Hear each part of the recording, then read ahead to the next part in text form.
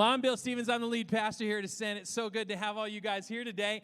Love it that you guys survived the wind. About 2 in the morning, I peeked my head out the window, and there was a porta potty just coming right down to our house. It was a little gift from the top of the road to the bottom of the road. We love it. I hope you guys enjoyed football this weekend. Friday night was a special night, probably the best football game of the year.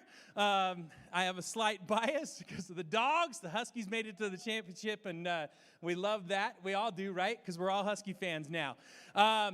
Hey, but we got a lot we want to talk about.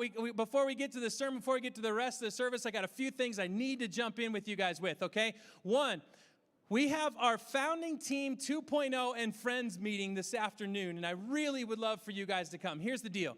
10 years ago, we're celebrating our 10-year anniversary of Ascent Church next week. Next week, you guys, is the exact date that we started Ascent Church 10 years ago.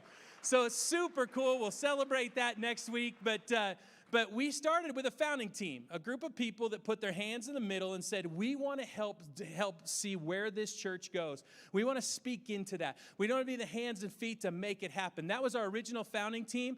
And now, 10 years later, we said, why don't we have a founding team 2.0? Another group of people that would say we have our hands in the middle for whatever is the next step that this church will go.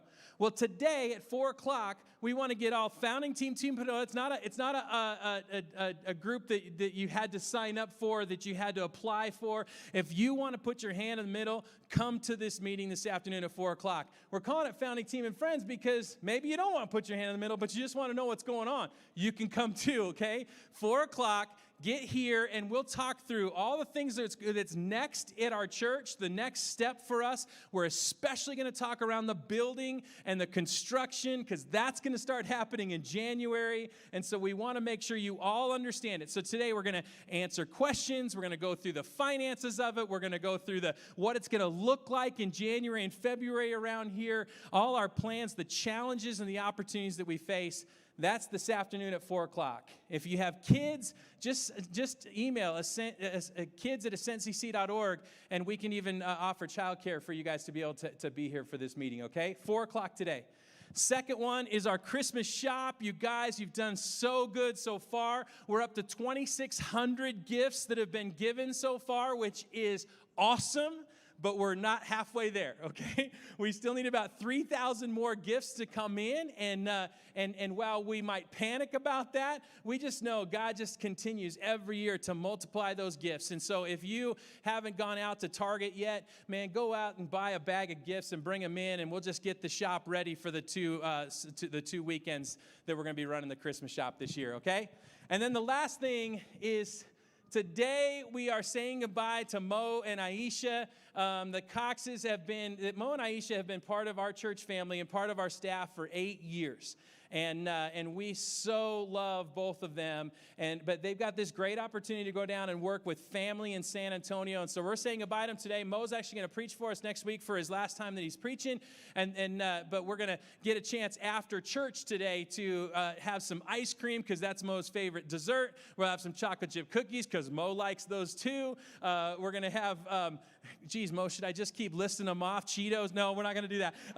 But we're gonna have ice cream and we're gonna have chocolate chip cookies. We're gonna have a book out there to sign. It's of the best hikes in Colorado. Because when Mo first came here, he said, why would I go on a hike if I can just look at a picture? And so we're just going to give him a picture book of all the hikes in Colorado. Will you guys please sign that for him, for he and Aisha as they're going to? Say goodbye to him today, and then we'll get to say goodbye to him again next week too. I got a chance to sit down with Mo and Aisha this week. I had to clear the tears beforehand, and so did Aisha. The two of us are a wreck. Mo's just fine, but the two of us are a wreck. But I got to sit down with them and just ask them a few more questions about what's next for them in their life. And so we did this full interview. That's on the website.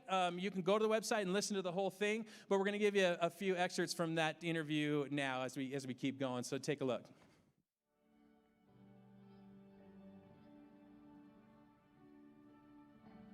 All right, well, you guys, this is the interview that I've been dreading. I did not want... All of us. Same. the Coxes to leave. You're not supposed to. I thought we signed in blood that we would be here forever together. We can't find that document, but I do believe we did. You're now going down to San Antonio. Let us in a little bit on what's next. When you guys think about, first the job. What's the job that you guys are heading down to? So I'll be stepping into the young adults pastor role in San Antonio at Community Bible Church. And right now it's a ministry that's been there about probably a year and a half in existence. And I'm excited. I get to just come. There's some room to dream. There's some room to all the things that I've learned here and kind of exercise some of my leadership skills there. We also know that a huge pull of going down there is family. So what's that? Give us home. What's home going to look like? We're going to actually live with family for the first few months. Yeah, my baby so sister. That'll be new, Maurice's younger sister. And we're both introverted, so we've just been sending each other voice notes and like figuring out, but excited about that. And I'm also like, I know everyone's busy, but can we make like every Sunday family dinner and like game night? Good. So and we're really close to one another. So we're going to be living with my baby sister. My brother is going to be, he's about 15 minutes from her. It's your twin brother. That's important. My twins brother. Are a little closer. Yes. So your twin brother, my twin brother and Crystal, and his wife. And he's got 2 boys. And then Crystal's sister also lives with them. Man. And so and we've already experienced a glimpse of it. You know, in this past summer, we went and hung out with them. That's family, and you need to get to family, and we understand that too. Yeah. You guys took two significant pieces. Racial justice and prayer, 2 things that people aren't very good at in either place. And you gracefully walked with us with patience through all of those things. What would you want to see at this church around racial justice? I know I didn't prepare you for that question, but what would you want to see? Yeah. My biggest prayer is that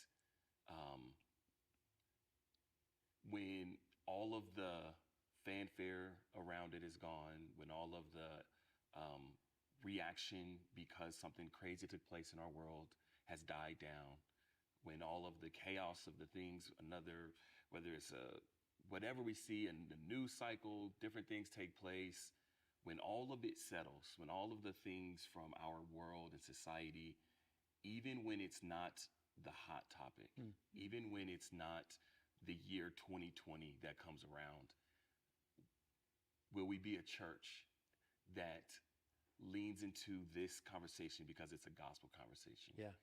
You made prayer accessible for so many people. You are a preaching pastor for us, but then you are also our prayer pastor. First time we'd ever had that. You made it so accessible for people.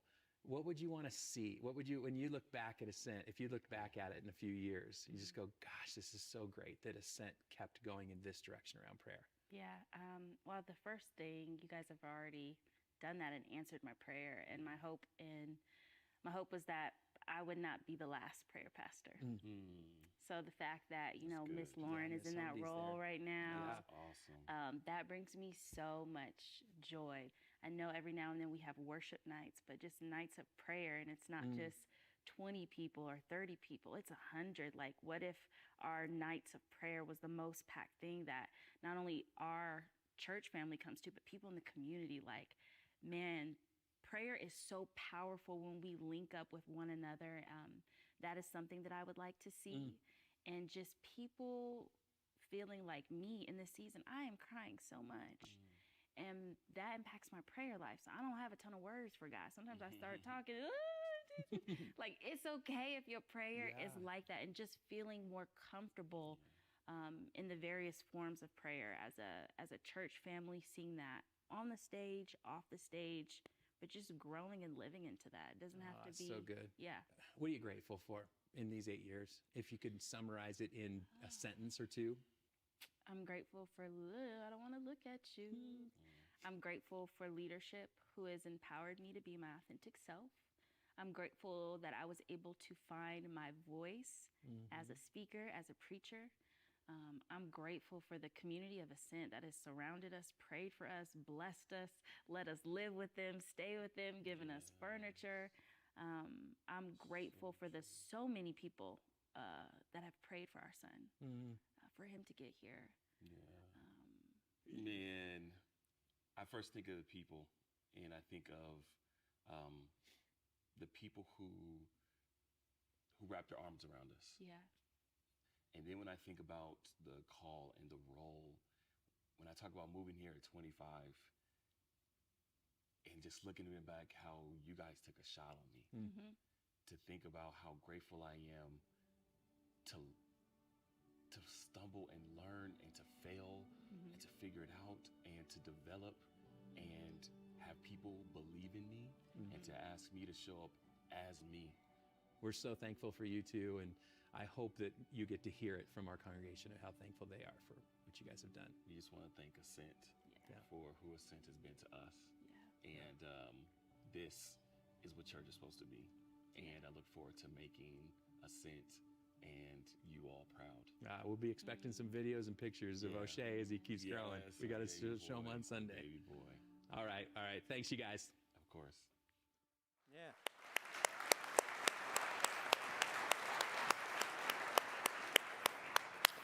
I'm feeling some Cox energy right over here on this side of the building. I knew when you came in, the entire atmosphere shifted.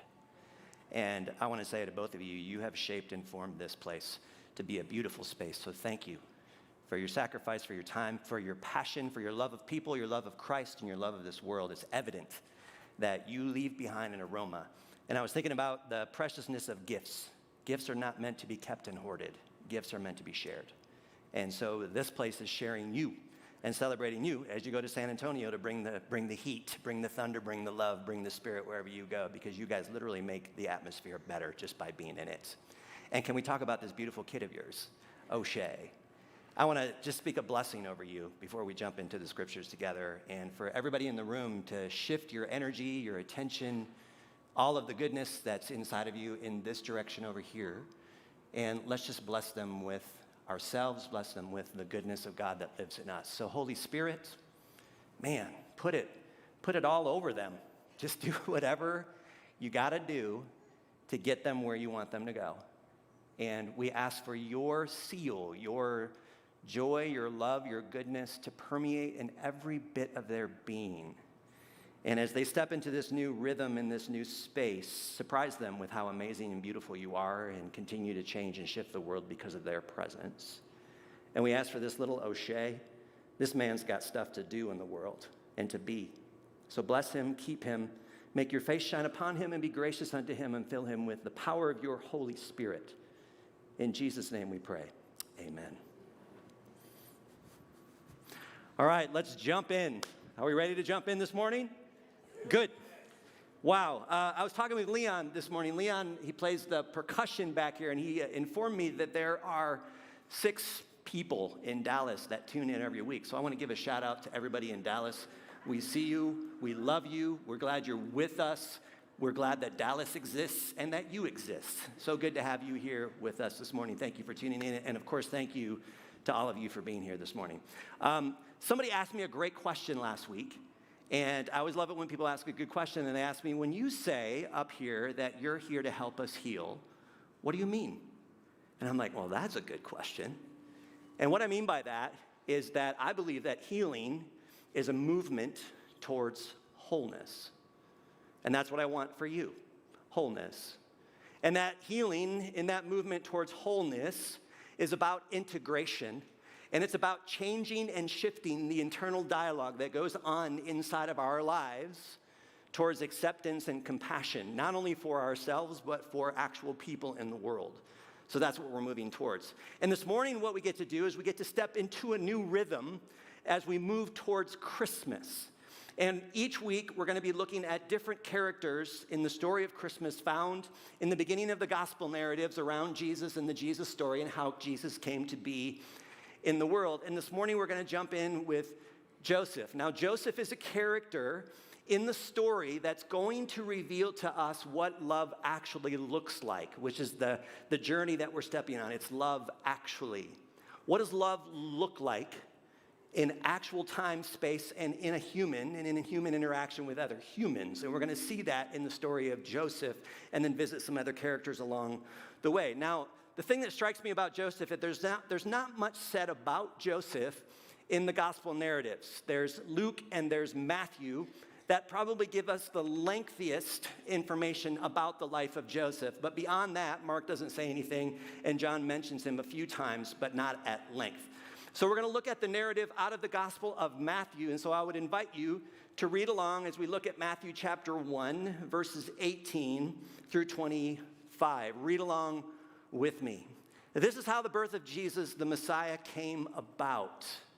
His mother Mary was pledged to be married to Joseph, but before they came together, she was found to be pregnant through the Holy Spirit because Joseph, her husband, was faithful to the law and yet did not want to expose her to public disgrace. He had in mind to divorce her quietly, but after he had considered this, an angel of the Lord appeared to him in a dream and said, "Joseph, son of David, do not be afraid to take Mary home as your wife, because what is conceived in her is from the Holy Spirit. She will give birth to a son, and you are to give him the name Jesus, because he will save his people from their sins." This clears it up right here. Some immediate observations as we look at the story on the surface. What I see in my immediate observation of the text is I see an avoidance of humiliation in Joseph.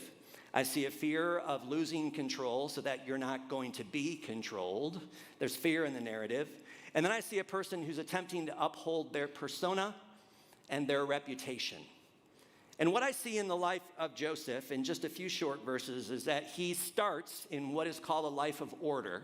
And this is typically the arc of our human existence. We begin by creating order, making sense of our reality, and then we move into a time of disorder where things literally start to fall apart and crack, and we're asked to step into rethinking or reevaluating our reality. And then the last step is to reorder. So as you move through that progression of order to disorder to reordering and rethinking about, so what is my life now after all of these things have happened? And in just 7 verses, we see kind of this progression from these 3 moves. So we look first at order. Joseph is described in the text by the author Matthew as being a righteous man. It says that he was faithful to the law. Now, it's important, the author wants us to know something very specific about Joseph, that he's not just Joseph, he's not just a carpenter, but he's also faithful to the law. And when they say faithful to the law, they mean faithful to Torah, the first 5 books of the Old Testament, which God gives to the people. And this is how I want you to be, this is how I want you to live, this is how I want you to order your life. And so Joseph is a righteous man, and he's seen by others as a righteous man, which is a big deal. It's like in our context, when we say things about each other like, well, that person's a really godly person. Like, what do we mean by that when we say that person's godly, or that person really loves Jesus, or that person really takes the Bible seriously? There's all this language that we use to try to attempt to describe who a person is or how we experience this person in our society. But Joseph begins his life in a life of order, and he begins with 2 very important questions. And these are the questions that we as human beings, as we come into the world, it's like we're given a manual, and those first 2 questions are right there at the beginning stages of life. And the questions are, who am I, and how do I fit in the world? So whether you're consciously aware or not, those questions really do drive you through life. Who am I, and how do I fit in the world? So we come into existence, and we start to give meaning to those 2 questions. And then we attempt to answer those questions by creating a personality. And our personality really is our personal reality. It's how we define what is real to us. And it's how we develop what I called last week a persona. And a persona is like, this is how people experience me as an individual. This is my identity. And then we start to learn what roles we play in society, and we start functioning in those roles. We're actually creating a sense of who we are, answering that question. Who am I? How do I fit? I'm a loving mother. I'm a teacher. I'm a middle child, right? There's a whole narrative behind that, isn't there, middle children? I'm the middle child in the sequence. We're role playing. And what happens many times is then we get overly attached to that part of our personal reality, but the problem is that isn't really who we are, not in our essence, but we give meaning to that personal reality and say, this is who I M. And if you think about most of the conversations that we have with people, and I've said this before, one of the first questions that oftentimes comes up when you're meeting people is what? What do you do? And when we go into that question, what are they really asking? Where do you fit in society? Like, what category do I put you in? How do I describe you? What do you do? Now, in order for us to learn how to develop and live in this existence, we develop what is called an ego. And we talked about this last week. And I described the ego as that part of you that is the false self. So you have your true self and your false self. So let's have a little fun with the false self, this character that we developed. We wear costumes, we wear outfits, we wear masks, and then we perform. And why do we do this, friends? Because we're looking for meaning, we're looking for applause, we're looking for safety, and we're looking for a sense of belonging. That's how we operate when we're living out of this false self. Now, your false self isn't bad. I don't want you to sit here and start judging that part of you. That is a necessary part of our development as human beings. But what happens with the false self is that it begins to attach to myth and to power structures. Your false self has what is called an intuition, and that intuition that lives in the false self starts to begin to realize that you literally are nothing. It's a shadow. It's not really who you are. And so that shadow moves out into the world and starts to attach and believe that it is what it does in the world. What do you do? Where do you fit? And when it achieves and it accomplishes and it conquers and it wins, it becomes very attached, and then you start to believe that that is really who you are in the world. You are what you have, what you do, and what other people say you are. The problem is that ego part tends to attach itself to productivity and achievement, status symbols like wealth and the acquisition of things. And then here's the real ticker. It attaches itself to your body image, and then you start to believe that you literally are your image, your body. And so we have a lot of narrative around our bodies that start to spin out into the world. And then we create what are called binaries and boxes. And when I say binaries, I mean two different entities. And then we take those and we place those in a box because we crave certainty and reality. We want to know what we can know so that we have a sense of feeling safe and ordered. That is what I call creating an ordered life. We got to find ways to feel good about ourselves. And so we create these characters in order to put that out in the world so that we can feel good about who we are. And guess what? Power structures and hierarchies promote that stuff and really bring it into reality.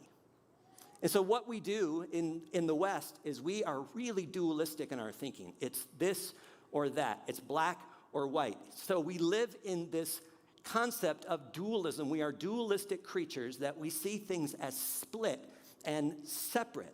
And religious systems love to use this kind of language in order to control narratives. Religious systems are incredible at building up certainty and safety. And the problem with staying in certainty and safety is that you literally camp in that reality, and that becomes the box that you live in. And we human beings are literally not designed to live in boxes.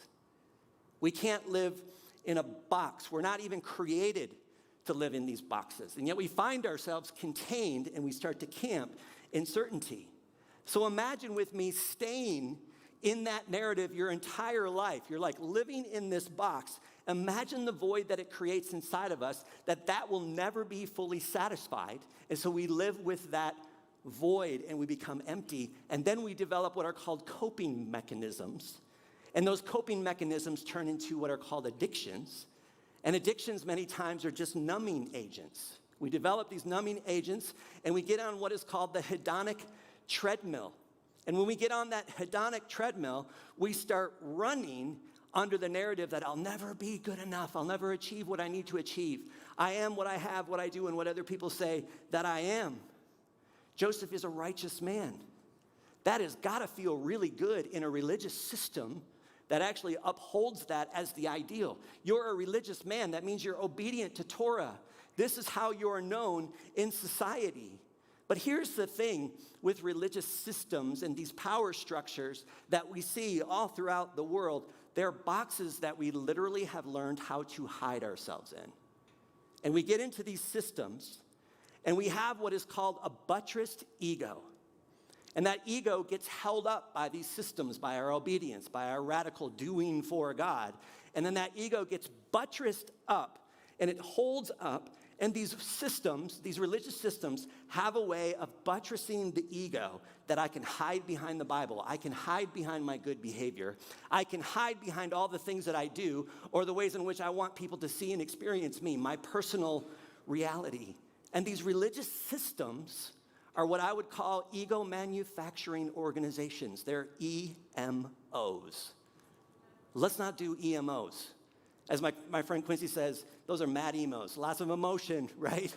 That gets attached to an EMO. So we're like an EMO organization that's creating ego, and we're reinforcing it, we're holding it up. And I think, when I look at Joseph, I think that Joseph has a buttressed ego. It's held up. And then the Creator, in the Creator's infinite wisdom, steps into Joseph's story and says, no, we're not doing this. And he cracks open the container. And he begins to invite Joseph into a deeper sense of reality. And says, this is your personal reality, but you are not just defined by what you do. You are not defined what other people say that you are. There is more to Joseph than just those things. And so the Creator cracks open the container.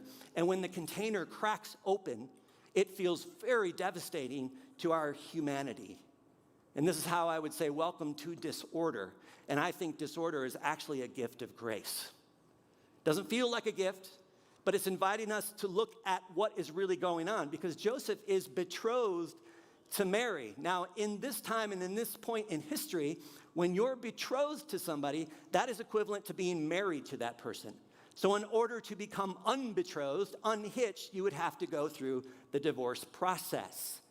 So because they haven't fully consummated the marriage, they haven't finished the ceremony, it's this betrothment period where there's a time that's set aside for them to get ready for one another.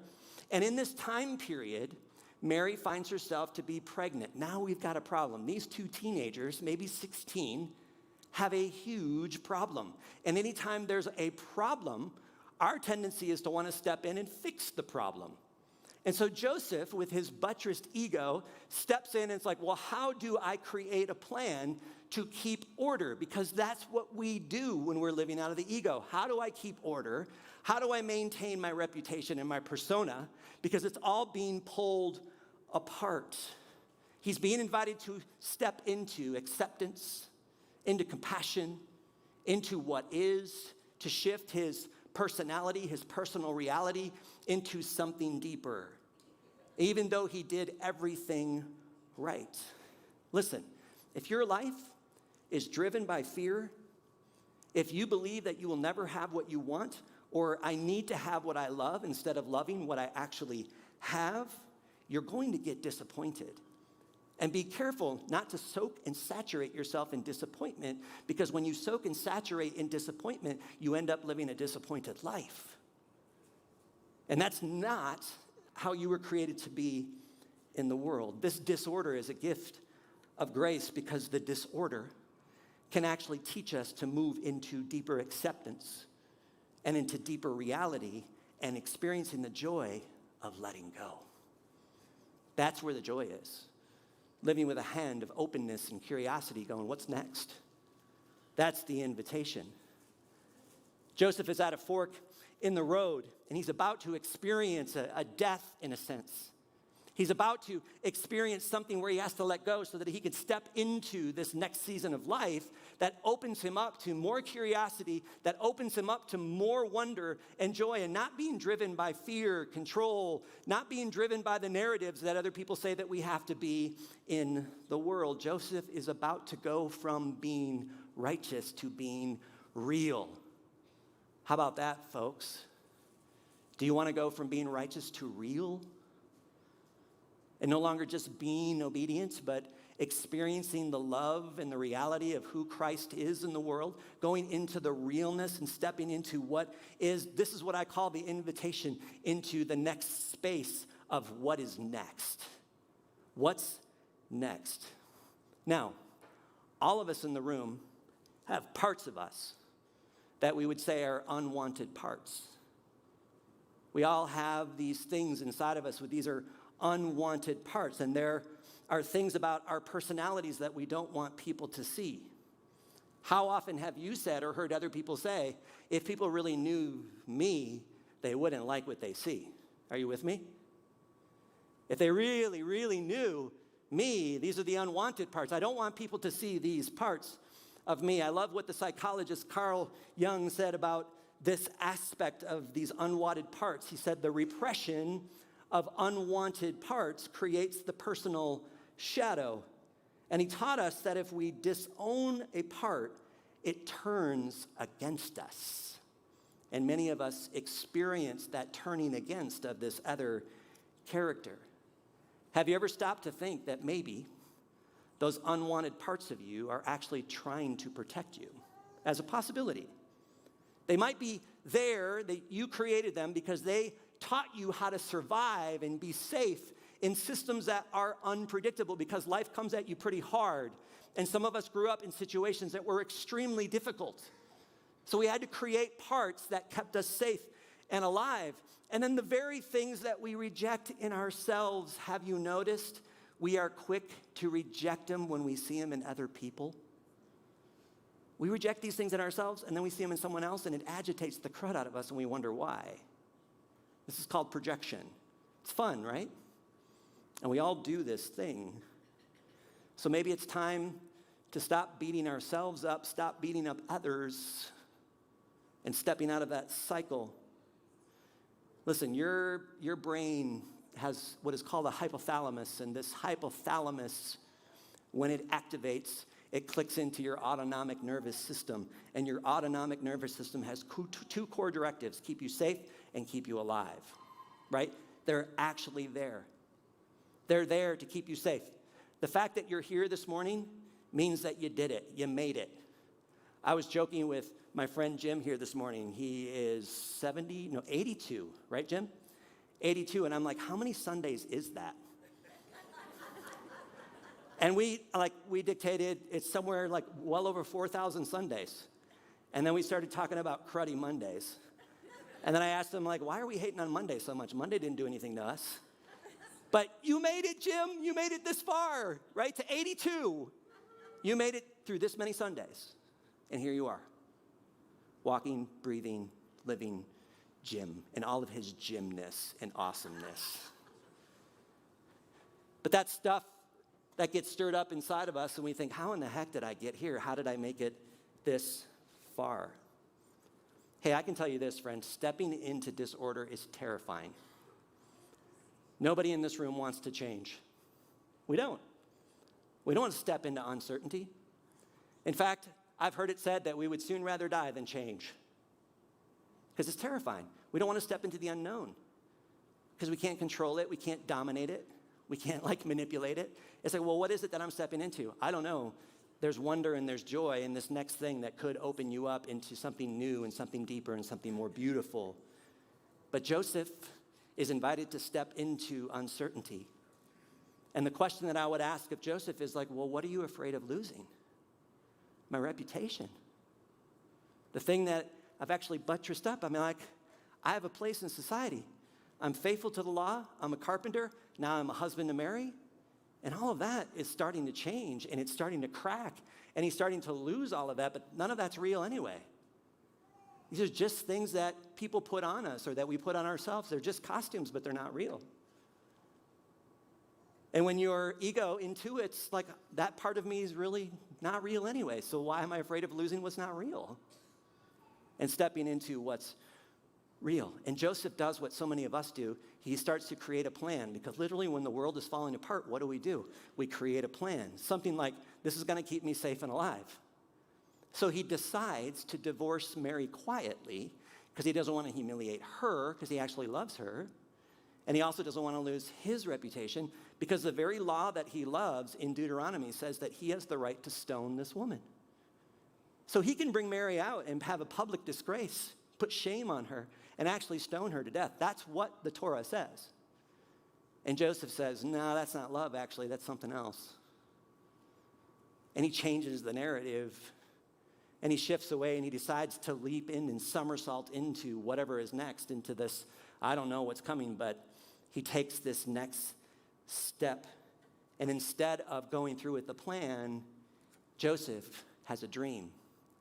And in his dream, the angel of the Lord instructs him, here's what actually is going on, gives him what is real, and then he wakes up, and now he steps into reorder. See, many of us are living in a dream state, and we think our dream state is the real state. But what's happening is that Joseph is invited into living into changing his personal reality and stepping into what is really real. Because many times, friends, let's be honest, fear shows up in our lives disguised as practicality, but it's still fear. The Creator, in the Creator's infinite wisdom, invites Joseph to wake up and to see what's actually going on. That there's something that's going to come into the world that's literally going to change and bring the world to its healing and salvation. And so Joseph accepts what is without knowing what is to come. And because Joseph accepts it, he's then given the invitation to actually name the child. And so Joseph names the child because the child isn't his. And when he names the child, what he is saying is, I accept the invitation to step into the unknown. I accept what is real. I'm attaching myself to this child that is literally going to heal and transform the entire universe. And so by attaching to this woman and to this child, Joseph is now oneing with these two created human beings, and he's stepping into this new narrative that's going to literally open up the world. He accepts what is. He surrenders. He lets go. And because he lets go, healing and salvation flow into the world. The entire world is about to experience healing. This is how the Messiah, Jesus, came to be in the world. This is how. This little seed cannot be contained in a box. Seeds that are in boxes don't grow. It expands it. It breaks it open for the healing and salvation of the world. I want to read this poem to you. I found this last week, and it really spoke to the tenderness of my heart, and I want to share it with you. Listen. Sorrow prepares you for joy. It violently sweeps everything out of your house so that new joy can find space to enter. It shakes the yellow leaves from the bough of your heart so that fresh green leaves can grow in their place. It pulls up rotten roots so that new roots beneath have room to grow. Whatever sorrow shakes from your heart, far better things will take their place. And what I love about Joseph is he's moving from doing things for God now to learning how to be with God. He's stopping doing for, and now he's moving into what is called the art of withing. As my good friend Quincy says, once you see what you are withing with, you without. And I was like, I don't know what's happening right now, Q, but I'm all in for this conversation. You literally rid yourself of the contaminants that are living inside of the container when you realize who you're withing with. And when you realize who you're withing with, then you can without. Because you understand that the person you're withing with is literally called Emmanuel, Jesus. What does Jesus mean? God with us. So if we're withing with the great wither, how can we go without? Do you feel the Dr. Seuss energy happening right now? And listen, friends, Christmas is about withing. That's what it's about. Christmas shop is about withing. Christmas, the gift, is about withing with the true gift and receiving all that comes with the gift. And as we step into that art of withing and we somersault into the next delightful question of Christmas is, what's next? What's coming next? What could possibly be next? And listen, if you decide to keep your current personal reality intact and you want to go back to the egoic self and you want to live out of your false narrative and you want to buttress up your ego, I have good news from you. The porch light will always be on. And when you want to come home, that light is on. And when you want to change and when you want to step into a new reality, Jesus will be there, ready to receive you, ready to give you the gift of healing and freedom. Healing and freedom are always available for you, my friends. Always available. Let me leave you with this question. What's keeping you from withing with the one who is with us? Sit with that as we step into this next song. What is keeping you from withing with the one who is with us?